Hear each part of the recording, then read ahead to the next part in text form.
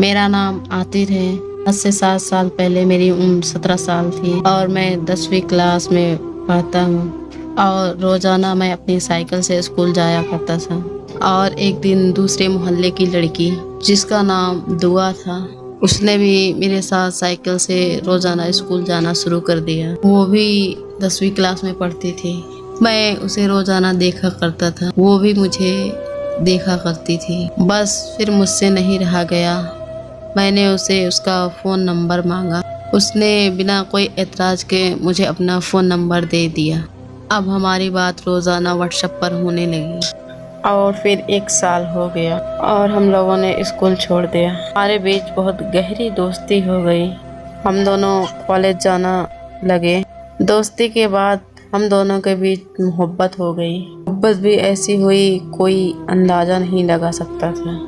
بس پھر میں نے ایک دن اپنی محبت کا اظہار کر دیا، اس نے بھی محبت کا اقرار کر لیا۔ بس اب دعا اور میں دونوں ساتھ میں گھومنے جانے لگے اور شاپنگ پر بھی ساتھ جاتے تھے۔ ایک دوسرے سے خوب باتیں کرتے اپنے فیوچر کے بارے میں۔ میرے گھر والوں کو اس لڑکی کے بارے میں پتا تھا، یہاں تک کہ میرے ریلیشن والوں کو بھی پتہ چل چکا۔ ہم دونوں بہت خوش تھے۔ پھر ایک دن ہم دونوں نے شادی کا ارادہ کیا۔ میں نے اس سے کہا کہ تم ہمارے رشتے کے بارے میں اپنے گھر بتاؤ، جیسے ہی تم بتاؤ گی میں اپنے گھر والوں کو تمہارے یہاں رشتہ لینے کے لیے بھیج دوں گا۔ وہ غیر برادری سے تعلق رکھتی تھی۔ میرے گھر والوں کو اس رشتے سے کوئی اعتراض نہیں تھا اور پھر ایک دن میرے گھر والے نے اس کے گھر رشتہ لینے گئے تو اس کے والد نے یہ کہہ کر انکار کر دیا کہ ہم غیروں میں رشتہ نہیں کرتے، اور میرے گھر والوں کو بے عزتی کر کے انہیں گھر سے نکال دیا۔ میں اس وقت بہت مایوس ہو گیا۔ پھر ان کے فیملی کے کچھ آدمی میرے ابو کے بہت اچھے دوست تھے۔ میرے ابو نے اپنے دوستوں سے کہا کہ وہ ان سے بات کریں، لیکن اس سے بھی کوئی فائدہ نہیں ہوا۔ انہوں نے وہاں سے بھی صاف صاف انکار کر دیا۔ اس کے کہنے پر ایک بار پھر سے اپنے گھر والوں کو اس کے یہاں بھیجا۔ پھر سے وہی ہوا جس کا مجھے ڈر تھا، واپس بھیج دیا، اور اس بار انہوں نے اپنی بیٹی کو بہت مارا ہمارے گھر والوں کو سامنے۔ جب یہ بات مجھے میرے گھر والوں نے آ کر بتائی، میں اس کے گھر چلا گیا۔ میں اس کے والد صاحب کے سامنے اس سے کہا تم میرے ساتھ میرے گھر چلو۔ وہ میرے بات کا کوئی جواب نہیں دیا، وہ چپ رہی اور مجھے دیکھتی رہی۔ اس کے والد نے بھی مجھے بہت مارا اور اس کے والد نے میرے سامنے دعا کو دھمکی دی، اگر تم اس کے ساتھ گئی تو میں تمہیں جان سے مار دوں گا۔ وہ بہت روئی۔ آخر میں اس نے مجھے آ کر یہ کہا پلیز مجھے اور رسوا نہ کرو، یہاں سے چلے جاؤ اور مجھے ہمیشہ کے لیے چھوڑ دو۔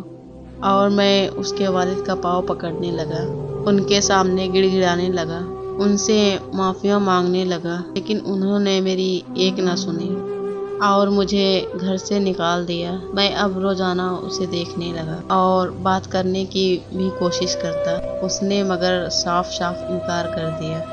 ایک دن وہ مجھ سے کہا کہ تم سے محبت کر کے بہت بڑی غلطی کر دی، مجھے تم سے کوئی رشتہ نہیں رکھنا، بس اب تم چلے جاؤ میری زندگی۔ اس دن اس کی یہ بات سنتے ہی ایسے لگتا تھا کہ جیسے قیامت ٹوٹ پڑی ہو مجھ پر، اور اس دن میں بہت رویا۔ وقت گزرتا گیا اور میں نے پولیس کی جاب کرنے کے لیے اپلائی کیا تھا، اور اللہ کا کرنا ایسا ہوا کہ میرا نام آ گیا۔ مجھے ٹریننگ کے لیے شہر سے 1 سال باہر جانے کے لیے پڑ گیا۔ مجھے اس کی بہت یاد آتی تھی۔ میں نے اپنی ٹریننگ پوری کر کے واپس گھر آ گیا۔ میرا رابطہ تو اس سے تھا نہیں۔